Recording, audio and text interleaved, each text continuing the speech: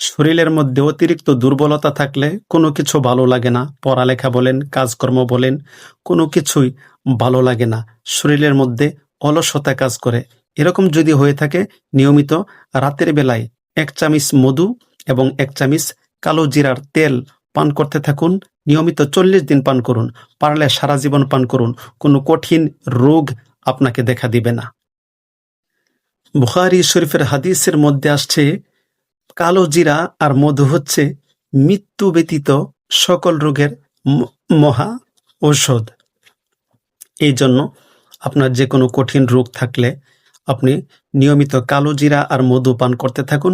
ইনশাল্লাহ আল্লাহ পাকের রহমতে আস্তে আস্তে আপনার রোগ দূর হয়ে যাবে।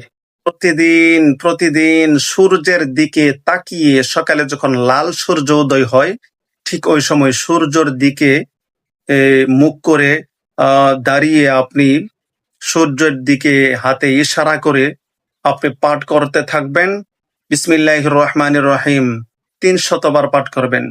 কিছুদিনের মধ্যে আপনার সকল অভাব অনটন দূর হয়ে যাবে, এই আমল যদি আপনি নিয়মিত করতে পারেন। নবী মুহাম্মদ সাল্লাল্লাহু আলাইহি ওয়াসাল্লাম বলেছেন, অভাব অনটন দূর করার জন্য বেশি বেশি ইস্তেগফার পাঠ করার জন্য আল্লাহ রাব্বুল আলামিনের কাছে আমাদের দোয়া করতে হবে।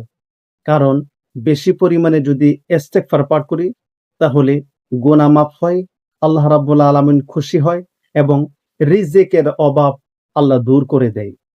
কোনো মানুষকে বাধ্য করার জন্য, কোনো মানুষকে বশ করার জন্য আপনি ১০ বার দুরূদ শরীফ পাঠ করবেন, ১০ বার আস্তাগফিরুল্লাহ পাঠ করবেন এবং পাঠ করার পরে রাত্রে এশার নামাজের পরে কোনো মানুষের সাথে কথা না বলে জায়নামাজের মধ্যে বসে পশ্চিম দিকে ফিরে ইয়া বাদিআল আজাইবি বিল খায়রি ইয়া বাদিউ, এই দোয়াটা ৫০০ বার পাঠ করে পানির মধ্যে ফু দিয়ে অথবা যে কোনো মিষ্টি জাতীয় দ্রব্যের মধ্যে ফু দিয়ে যাকে খাওয়াবেন সেই আপনার বাধ্য এবং বশ হয়ে যাবে, আপনার কথা শুনতে বাধ্য হবে।